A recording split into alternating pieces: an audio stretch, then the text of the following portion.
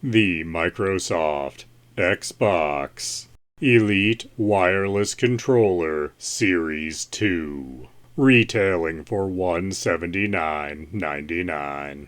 Out of the box, these are compatible with the Xbox One, the Xbox Series consoles, and of course, Windows PCs.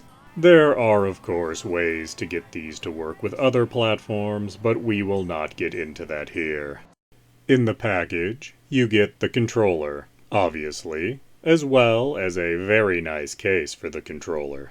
But in the case with the controller are a number of other goodies. The 4 detachable back paddles, a standard D-pad and a faceted D-pad, 6 different tops for your analog sticks, a tool to change the tension on your analog sticks, and a charging stand for the controller. There is a battery built into the controller, which you cannot change, that will supposedly last for 40 hours. This is a controller that is all about customization. Do you want your analog sticks tight or loose? Or do you want the left one tight and the right one loose? Do you like little pads on your analog sticks, or do you prefer larger ones? Would you prefer to have a longer stick for some games, or a domed stick at times? And what functions do you want to assign to the back paddles? I like making the analog press-in buttons into the back paddles because I hate pressing on analog sticks. But the other two might be any other functions, and you can set up different profiles for different games. You can hold 3 of those profiles on the controller at a time and switch between them with a button press.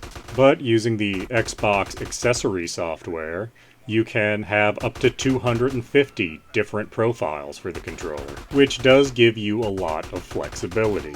However, the need to use that software to change what the back paddles are actually my one complaint about this controller.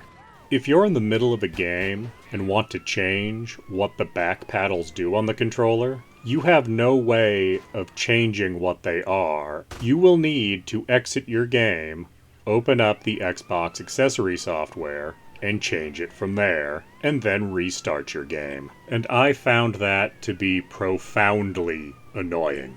Another option that can be changed is how much draw the triggers have. This is not changed in software. This is handled by 2 little switches on the back of the controller. This can be changed on the fly at any time, from a full draw, a half draw, to just barely any draw.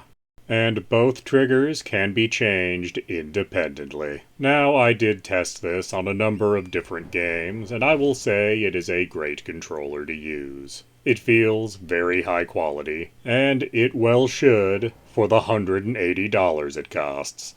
I played Elden Ring with this for a number of hours. I used the back paddles to be the jump and run buttons, as when you need to run, jump, and adjust the camera all at the same time, it can be difficult to do. But the back paddles made this a non-issue. And the other 2 back paddles, as I said, are the left and right analog stick buttons. It was nice to target enemies without having to actually press down on the stick. I also played some Turtles in Time from the Cowabunga collection. This, being a simple game, did not take advantage of what this controller could do. It did give me an opportunity to test a standard D-pad versus the faceted variety. I can find no good use for the faceted D-pad. The standard D-pad is the way I go for everything.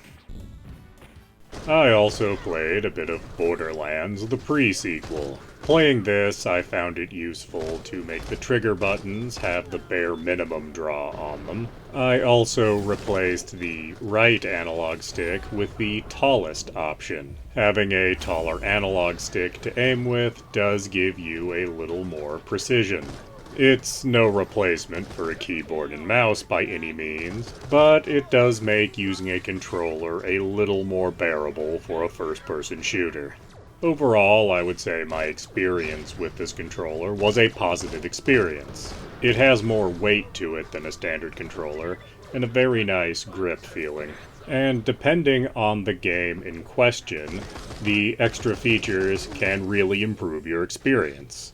But is it a good enough experience to justify 3 times the price of a standard controller? That is a very difficult question to answer. What I will say from my experience using this controller is that I do understand what went into this controller that made it cost an extra $120 over a standard controller. Please do like, comment, subscribe, and tell your friends.